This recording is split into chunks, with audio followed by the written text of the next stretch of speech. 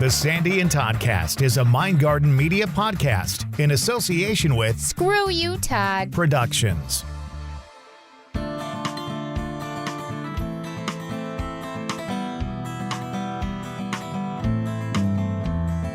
The Chronicles continue. It is another Sandy and Toddcast, and this time it's more on Bigfoot.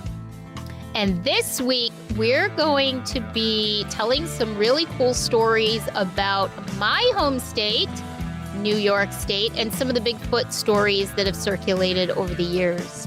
And it's going to be really cool. Can't wait. Season 6, Episode 4, The Bigfoot Chronicles continue on the Sandy and Toddcast.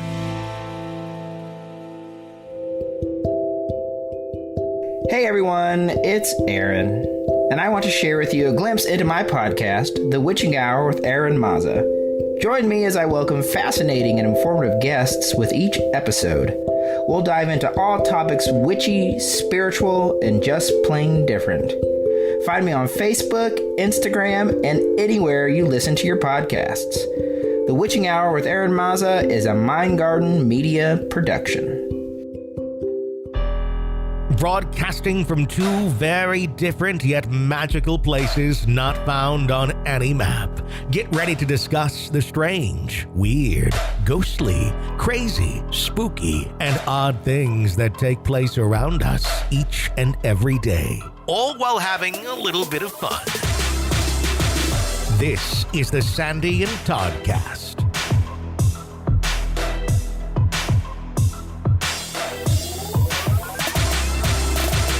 The Bigfoot Chronicles continue on the Sandy and Toddcast. She is Sandy.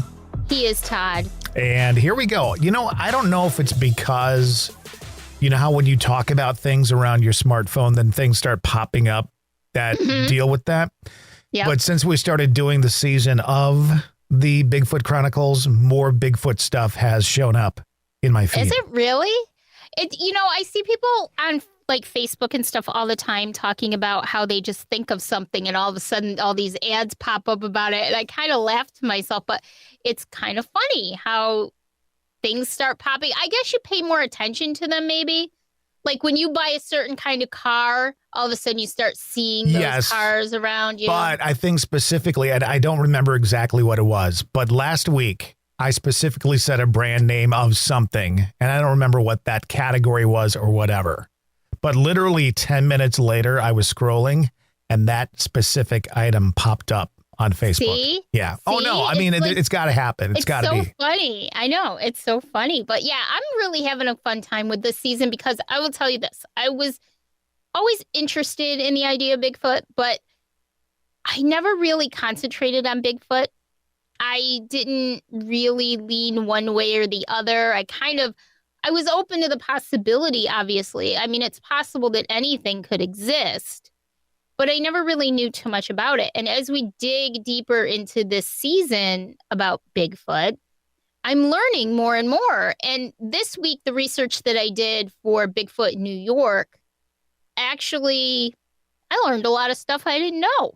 And it was kind of cool. And I'm going to tell everybody some stories of eyewitness accounts and things like that kind of were not that far from where I live now. So pretty interesting stuff. So what you're saying is one day you could be, I don't know, doing the dishes, unless that's something that Dave has to do, but you're doing the dishes and you look out the back door at your garden that is non-existent for the animals that you did.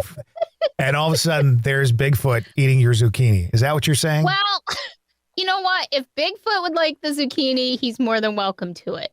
I don't think where I live necessarily my backyard might be a great place for a Bigfoot or some big feet, but my camp would be a good place for it. Where we have our camp would be really great. Wooded, near water, all that kind of stuff. So it's kind of interesting. Makes you think twice about some of this stuff.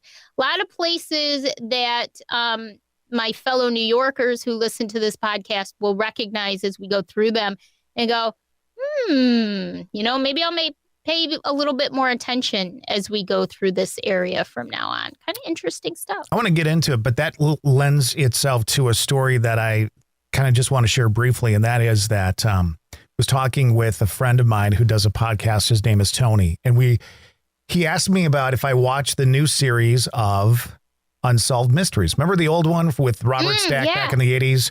Maybe you can solve a mystery. Okay, so You got it. they brought it back a couple of years ago on Netflix. Right. Watched the first one. Freaked me out so bad I couldn't watch anymore. Okay. So apparently they're in season 3. And a couple of weeks ago, I said, are you watching this thing? And I said, no, I'm really not.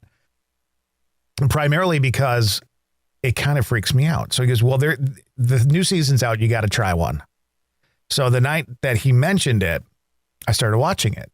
And it was a story about a girl who was graduating high school. And there was some family conflict at the graduation party or something like that. And she walks off kind of in a huff. No big deal, whatever. She turns up dead hours later by some train tracks. And it's ruled, like almost immediately ruled as a suicide. Okay. And so the story's going and I'm going, well, yeah, it looks like suicide to me. There was this conflict. Maybe some other stuff was going on we didn't know about. It looks like she walked off and boom, I can see that. And then they start pulling back the layers of the story that you didn't know. And then by the end, you're like, holy shit. Somebody in this town killed this girl and they're going free. And it's just like stories like this where you're like, Bigfoot. And then you start peeling back the layers and you're like, well, maybe. Exactly. Well, maybe. Don't you love that? Yes. I love that. That's why I love all the true crime stuff or the shows like Unsolved Mysteries, any of that stuff, the paranormal stuff, the crypto stuff. I mean, they have such a great way of kind of unfolding everything for you and taking you from, I'm 100% positive that it's this to, maybe it is that, And so that's what I love about that. And that's great that you said that because that's kind of the way I feel about this season.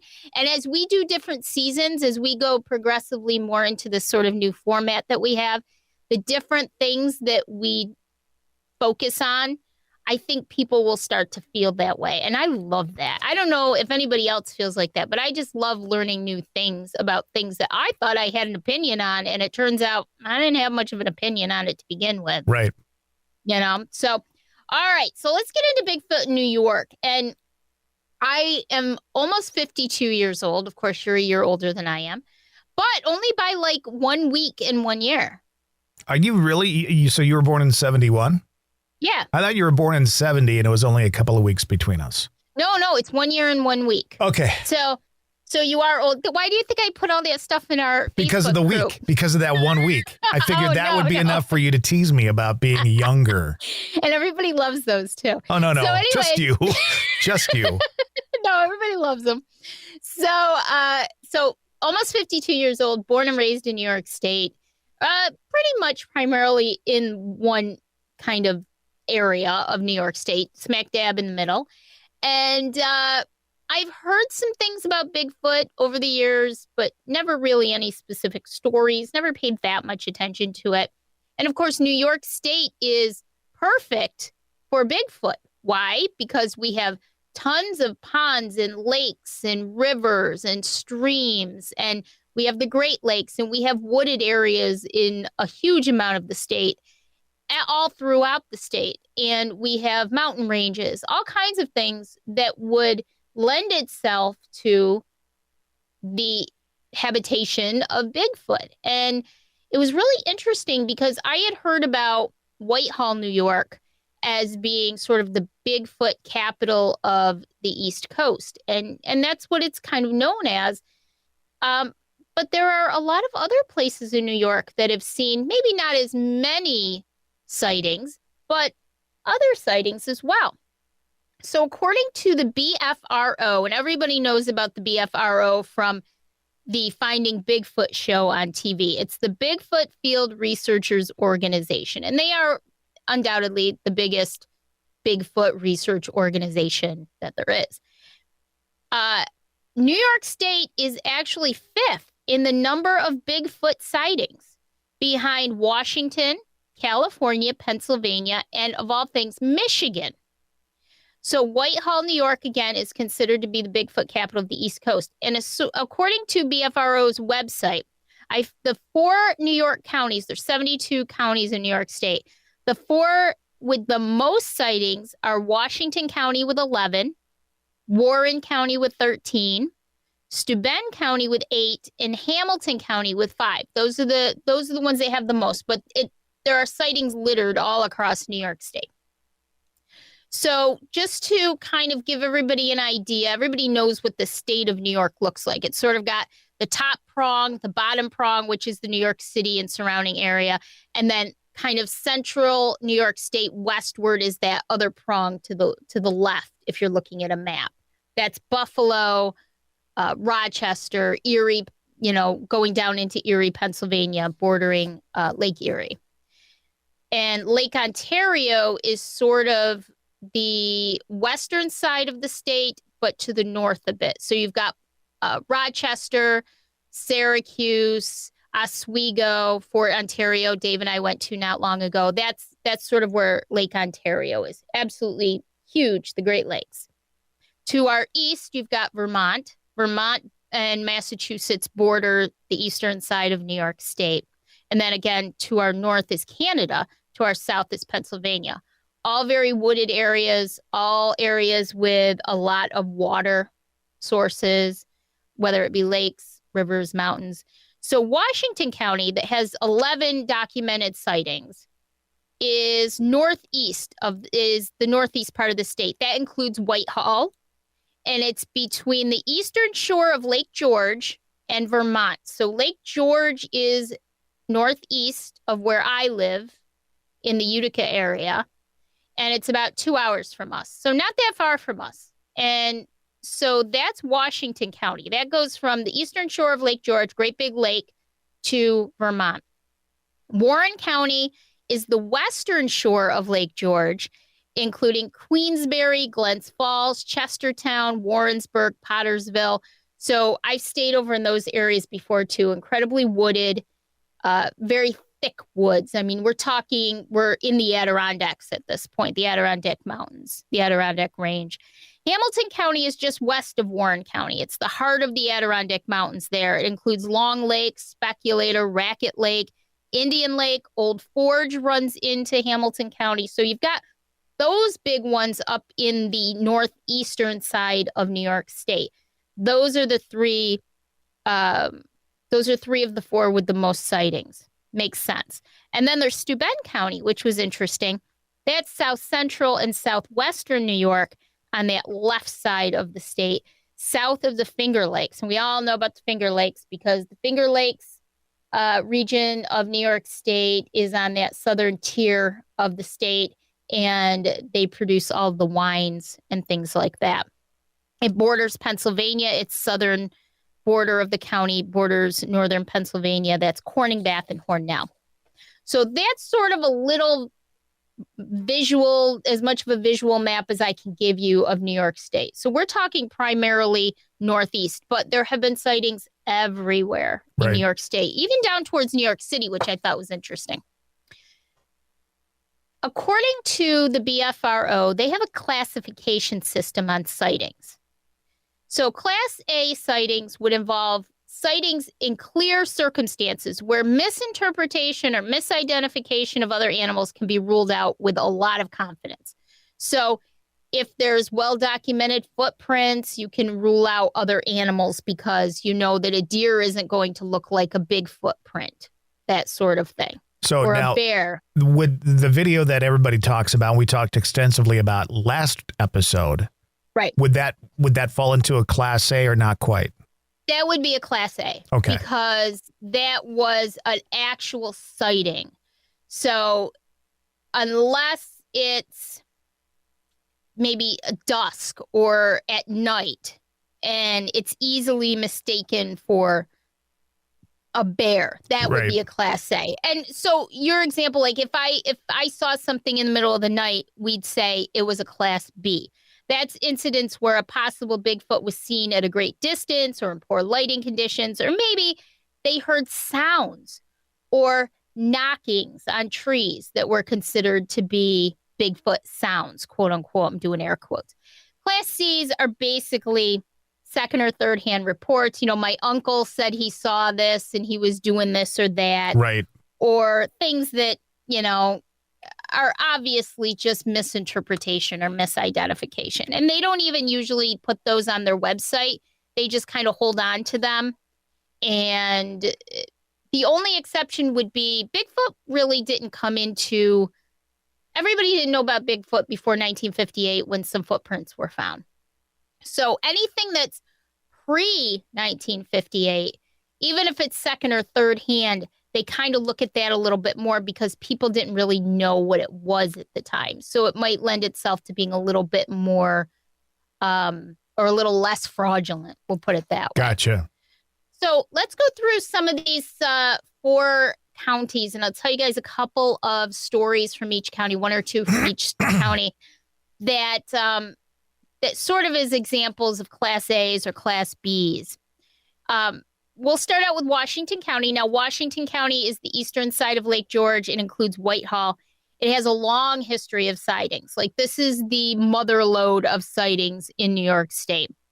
They have one story that dates back to colonial times. So that's going pretty far back. And the sightings in the region have been the subject of books and movies and documentaries, all kinds of stuff. In June 2019, in Whitehall, this is a Class A, the witness was walking his dog at 4 to 5 p.m., so pretty much right in the middle of the day. A tractor trailer turned the corner, and as it went past them, the creature actually stood up from behind something. And the witness turned around and walked away quickly, glancing over his shoulder. The dog did not notice it at all. Which reminds me, it's so funny because Spike's not good with other dogs. So if I see a dog coming, I immediately turn him and take him in the other direction, and he's no worse for wear. So that makes sense to me. I can see that. The creature walked away smoothly, wasn't hurried, moved in a fluid motion. The witness and others found 12-inch footprints and a bedding area nearby in the following days. The creature had a 2-foot stride, about 6.5 feet tall, maybe 200 pounds.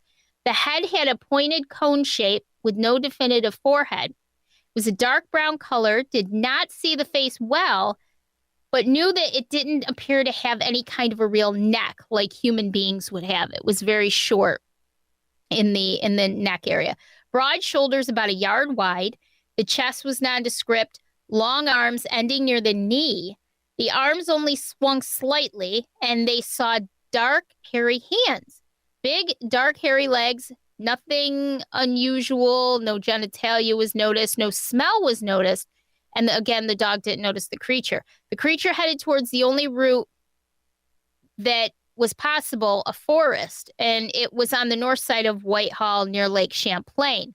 Did not hear any noises. Now, the witness was a hunter and knew for certain that it wasn't a bear. And a lot of people in New York State grow up being hunters. So, you know, it's sort of a family thing. It's a tradition through the generations. So my guess is that if he was up there and he was a hunter, he's been hunting for years and years and years. So very interesting story. Follow-up investigation report by BFRO investigator Mike Young. He said, I found the witness to be honest, and he mentioned several features of a Bigfoot that few know. The bedding area and footprints were confirmed at the location. That's interesting. Isn't that cool? And the other interesting thing about it is he was kind of in town. It was kind of in town, but it was around places where there are dumpsters and restaurants and things like that. So don't know. But I thought it was interesting that it was seen like kind of in a town. And again, in the Adirondacks, towns are in the middle of the forest. So you're kind of, you know, it's like, and hopefully when you come up, we're going to take a ride out towards the Adirondacks so that you can, you know, get a feel for our mountain ranges and what we have up out here. But yeah, I thought that was an interesting account. The guy's girlfriend actually was the one who found the footprints with a group of people the next day or 2 days later. They were out looking around and she was one of the people that found it. So very interesting. Another one. This is another interesting one. And I want to know what you think about this one. January 1981, another Class A. It happened in an area known as East Bay. A man and his girlfriend had crossed the bridge there, which takes one from Whitehall to Pulteney, Vermont. So when I say that literally, I know Vermont somewhat well, at least the western side of Vermont. And you can get, and we have done this, Dave and I, you can get from the Lake George area to Vermont in less than an hour. So it's not much of a drive. You just cross over. Right. We actually were in Vermont one time for the weekend, and we took a drive, and we just didn't know where we're going because we were just driving around randomly. And next thing you know, it says, "Welcome to New York." We totally ended up back in New York from Vermont because we weren't paying attention to where we were going. I thought this was going to be the story when you guys ended up in the parade. Wasn't that in Vermont? Yes, it was. It was last You were summer. just driving around and all of a sudden you're in a parade. Yeah, it was the Pride Day parade. That's right. And we were like, why is everybody all like standing on the corner and everything? So I said, oh my God, I realized what this is. Let's get out. So we parked and then we got to, watch the rest of the parade and everything. It was so much fun. So anyways, okay. So the couple went over the bridge and went into Vermont, and it started, this is interesting. The sighting started in Vermont, but ended in Whitehall because so it was late at night, and in the mountains of New York State, a lot of times, even in the winter, and especially in the winter, when it's a clear night and the moon is out, it really illuminates everything. And especially if there's some snow on the ground, it really brightens everything. It's almost like early morning, even at midnight. Right. It's pretty clear. So the guy and his girlfriend drove out to East Bay and stopped to talk for a while. And it was near sort of the bridge that we were just talking about. It was a clear, cold night with a full moon. And after a few minutes, the guy saw what looked like a man walking across a marsh area to the left, about 200 to 300 yards from the car. Both of them watched the man approach the fence line, and he cleared it without stopping. He just stepped right over it. The snow wasn't deep, and there was nothing that would support a man that size climbing over the fence. Like there was no log to step on or anything like that. It was also unlikely that anyone would be out in the marshes that time of night, so he got out of the car to get a better look. The man turned and started towards the car. The witness closed his door to turn off the inside light, but he was still outside of the car. The man started jogging towards the car, the other man, the witness, and the witness's girlfriend told him to get in right away. They drove back into New York State with the creature actually following them for a while. And then it turned and ran back into the forest. They never gave full details of the incident except to two close friends, and they just told people that they saw something. Now, the witness grew up in the area. He says he has never seen any animal even closely resembling what they saw that night. And I will tell you this, when you grow up in the country, you see a lot of animals, especially in the mountains, in the forest. I grew up in the country. You see a lot of animals, and you see them all the time.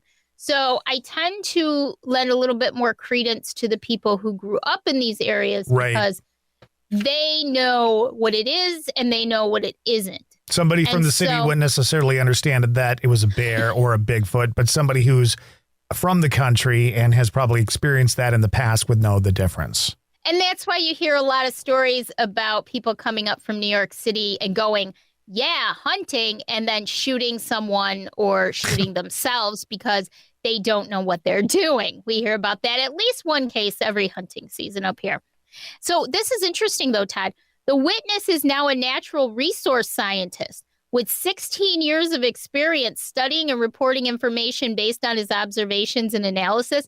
He, to this day, still cannot state with precision what it is that he saw that night. Has he ever basically said, could be, or just won't say that because, He just doesn't know. He's so, I'm kind of paraphrasing some of the reports, but he basically said that to this day, he doesn't know what it was. It was the things that he noticed about it were things that a regular man could not have done. So who knows?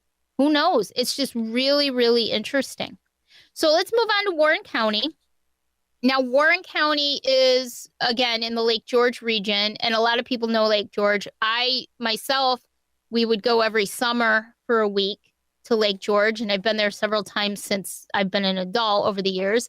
And it's an absolutely gorgeous area, and it's full of mountains and forest areas and hiking and trails and camping and lakes and ponds and everything you can imagine. As a matter of fact, I got to zip line down a mountain in Lake George a few years ago, and that was pretty amazing. So it's ripe for sightings, and there have been quite a few sightings there. So imagine you are a Bigfoot, and all of a sudden this woman is flying above you, screaming.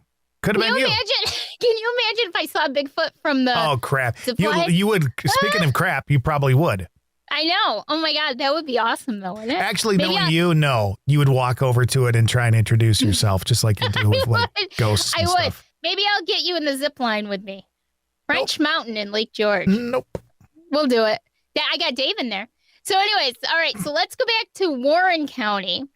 And this is Brant Lake, the Brant Lake area. This is another Class A, 1992 in October. It's about 6 a.m. and the witness was on his way to work. Something came from the right side of the road out of the woods and forced him to stop or run into it. It was dark that time of morning, so it took a few seconds for the guy to get his thoughts together. When he did, he realized, oh my God, this is what's going on here. The creature was 7 to 8 feet tall. He was standing 10 to 12 feet directly in the headlights, so the witness could see it very well. They stared each other down for what seemed like minutes, but he isn't sure of the exact amount of time. Then the creature made no sound at all, couldn't tell whether it was male or female. No, he didn't have a camera at the time. It was 1992, so people didn't have their smartphones with them. But now he says he carries a camera everywhere he goes. He does believe it was mostly likely a once-in-a-lifetime incident. He'll never experience that again, just kind of a right place, right time. And, of course, the area is forest land, and it's very close to a river. So just another one that makes you think, how can all of these people be wrong? It's sort of with anything, aliens, paranormal, anything. How can all of these people be wrong? Right. And these are credible people. And I'll tell you a story in a few minutes about a very credible man who had an eyewitness account. Another one, this was a great one, July 2019 in Lake Luzerne. I've been to Lake Luzerne, just outside of Lake George.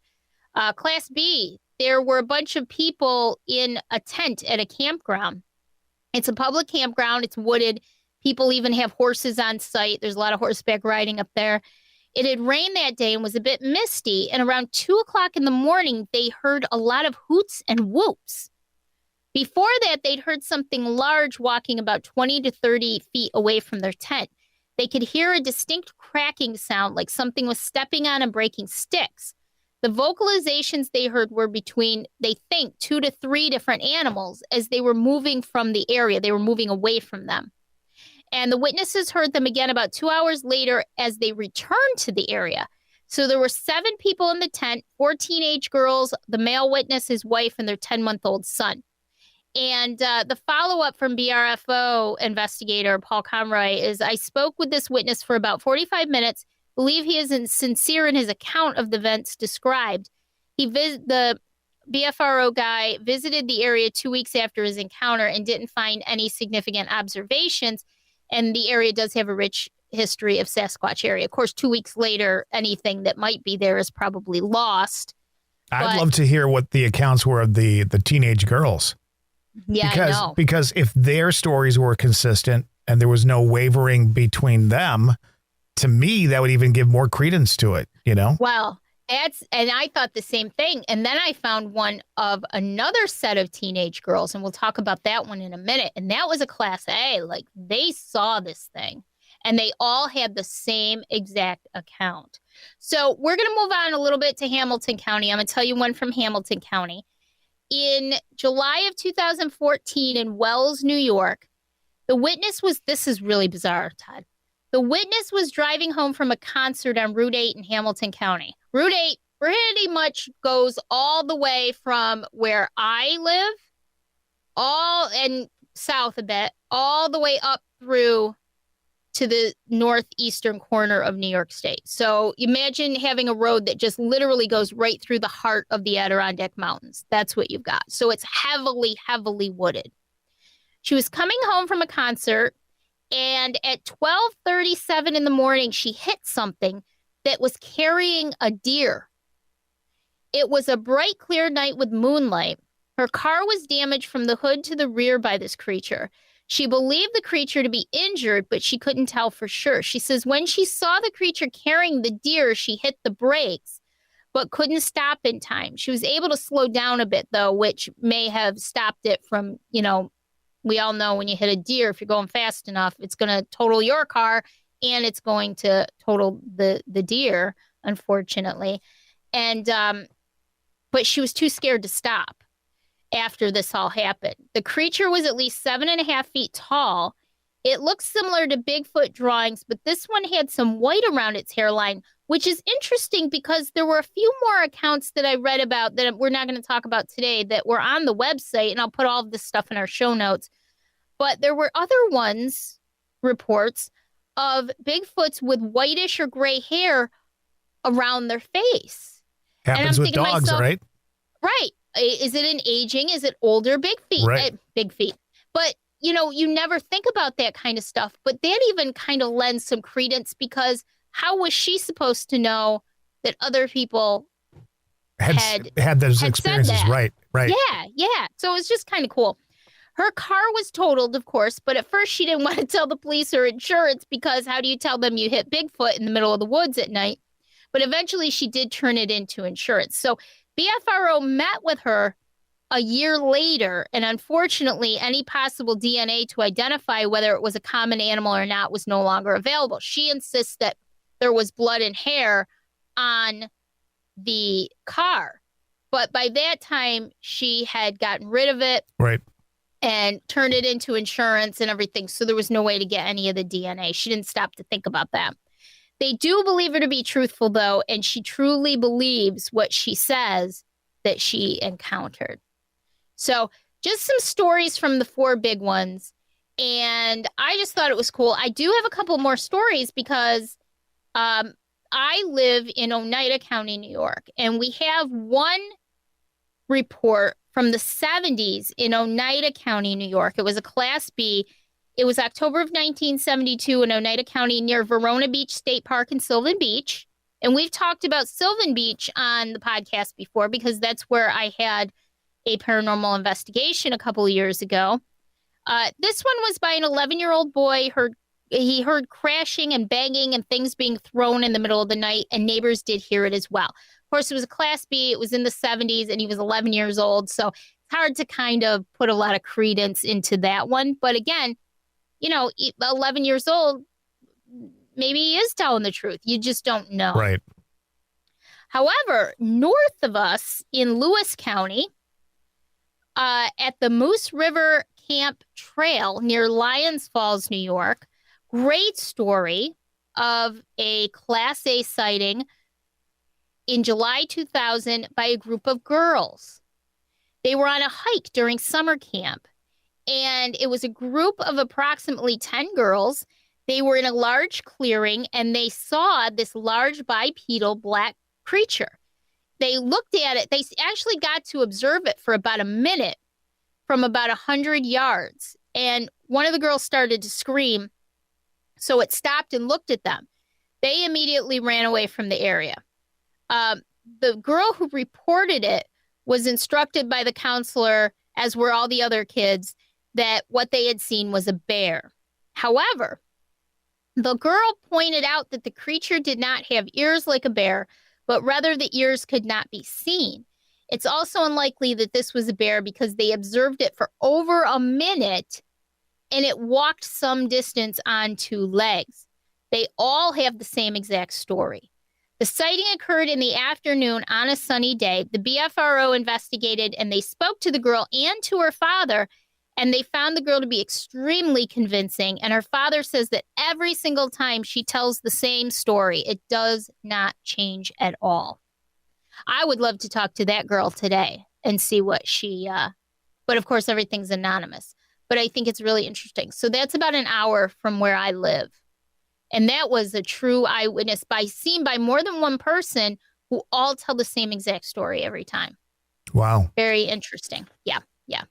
So there is a huge amount of sightings in New York State. Those are just 4 counties, plus I added a couple stories, but there are sightings in most of the counties in New York State. And you can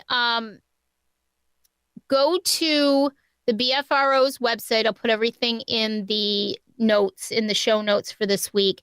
And you can also like the New York Bigfoot Society's Facebook page and follow them. They have some fun stuff, and they do lectures around New York State. So there's a lot of actual resources.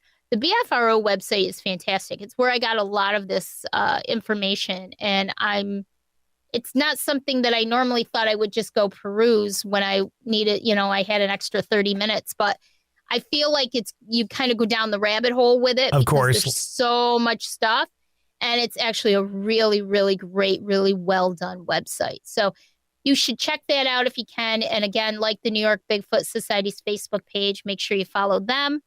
And of course, there is the Sasquatch Festival and Calling Contest every September in Whitehall, New York. Now, listen, if you go, and I know you want to go next year. I do.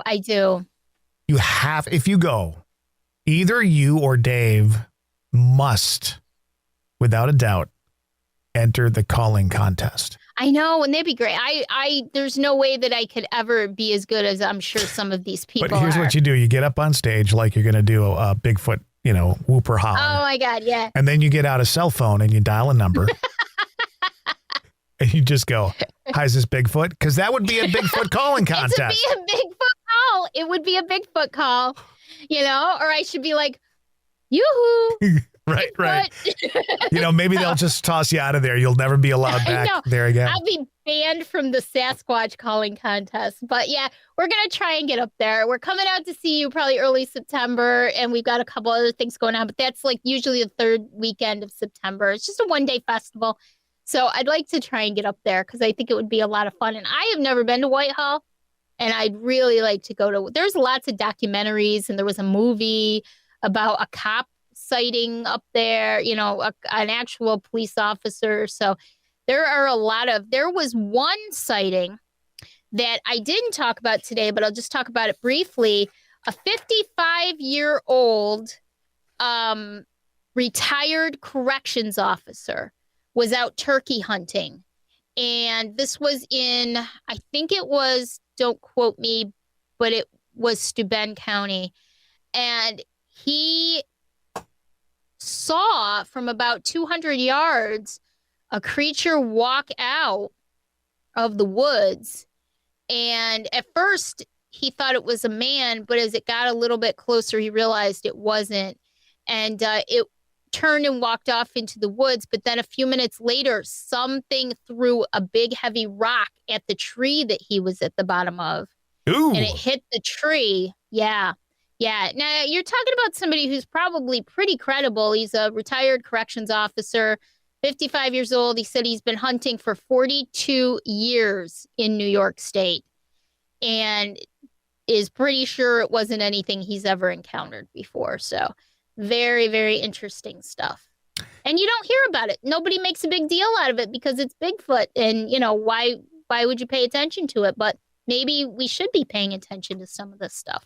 One of the things that's different about like paranormal research when it comes to entities and ghosts is that stuff happens in even the busiest locations of the world. Right. Busy cities, busy buildings, all that kind of stuff. When you talk about Bigfoot and aliens, primarily Bigfoot, I mean, those animals, if they are real, are probably not going to be hanging out on Main Street downtown. Right, they're going to be out in the country where fewer people are. Yeah. And the people who live that lifestyle and like the seclusion of being out there and all that kind of stuff, there's a stigma with that. There's a stigma with those people. I could fall into that category where people would think, hey, he's a little weird. He wants to live out in a cabin in the middle of nowhere. So if I went, oh my God, there's Bigfoot, and he came through and we had dinner and he loves stew and he loves chicken and, stew. So, I mean, I think that's the one thing about the Bigfoot stories is it's not in a very well populated place. So it's not like 20 people experience it. Right. It's that one or two or handful of people that get like a minute and a half of experiencing something, and then it's gone. Right. And let's face it, any animal, it doesn't matter what kind of animal, learns after a while to be wary of humans, of people. And so as they evolve and adapt, they grow to be wary of new things. And so I find it hard to believe that, you know, a Bigfoot, if it does exist, and I have no reason to believe that it may not, you know, they're not unintelligent creatures. They realize that there are human beings out there who are trying to find them. And so you don't really hear of, and I say this in speaking generally, but in the accounts that I've read so far, you don't really hear of them being aggressive face to face with people. Mm-hmm. It's more of the throwing things at a house, or, you know, they don't just pick people up and carry them off or anything like that. It sounds almost more defensive to me. Sounds like how I would be to people, like stay away from me, right? I mean, basically. Right. Yeah, you know, I mean, only, you know, we're kind of like that as introverts and empaths. We sort of put our walls up and stay away from people. And it's nothing personal. It's just how we, you know, it's self-preservation. And so, yeah, and I don't know. It's starting to make me think that maybe there are more possibilities to this. You know, we've thought that things have been extinct for years and all of a sudden they show up someplace. So just kind of interesting to think about. But that's Bigfoot in New York. Some interesting stories, some things to think about. And again, I'll put everything that I use to find these stories and everything in the show notes for this week. And next week, we're going to talk about Bigfoot in Wisconsin. And I've already done some research, but having seen your presentation and what I was planning on presenting, I need to do a little bit more work. Because I'll be honest with you, mine is from a different perspective necessarily. Which is mine good. is from the entertainment side of Bigfoot. Cool. Like the stories and the folklore and the towns that have the Bigfoot statues and why they have and why the high school's named Bigfoot. I love it. I think that's really cool. Like the big statue you forced me to stand with in, where's that, Fish Creek? Fish Creek in Door County. Maybe I have certain powers, and I knew that down the road we would be doing a podcast on that very subject. Possibly. Or you're just a big bully, and I do it because I love you. End of story. I would say generally I would go with that. Okay, let's go and take a look at our spiel for the week. You can find the Sandy and Toddcast on any of the platforms that you normally find your podcasts, including YouTube and Twitter. Be sure to like the Sandy and Toddcast on Facebook to keep up on the latest goings-on, including each week's episode. You can also join our group, Stay Weirdos, Friends of the Sandy and Toddcast, for more fun. Stay Weirdos is a safe place to share your thoughts, feelings, ideas, and random inappropriate memes without judgment. Sandy and Todd also have a podcast called the Empathicary Podcast. It's for empaths, by empaths. And if you know an empath, you might want to listen too. Find and like the page on Facebook. And finally, if you're thinking about starting your own podcast and just aren't sure where to start, Sandy and Todd can also help with that too. Mindgarden Media is their latest project where the dynamic duo can guide you every step of the way in your podcasting journey. Editing, producing and consulting is what they do. Like Mindgarden Media on Facebook or email them at themindgardenmedia@gmail.com. And as always, thanks for staying weird. So another one in the books. We've got 4 more to go. We're on 4. We got 3 more to go. How cool is that? Is it really 5, 6, 7, 8? Oh, we've got 5, 4 more 6, to 7, go. 8. No, I'm wrong. I can't count today, obviously. Ooh. Listen, I had surgery. I'm still kind of... Oh, God. Oh, Lord. So, yes, we have 4 more. So we've got Bigfoot, Wisconsin next week. Then we're going to, I'm not sure what we're doing for that one yet. And then we're going to talk about the missing 411, the hunted case that is just phenomenal. And then we'll wrap up the season in episode 8. Sounds good. So keep it here. If you've got stories about Bigfoot, you can also reach out on any of our social media and tell us your story. We would be happy to share that on the podcast as well. So, I would love to hear that. I would love to hear it. Until next time, bye. Bye.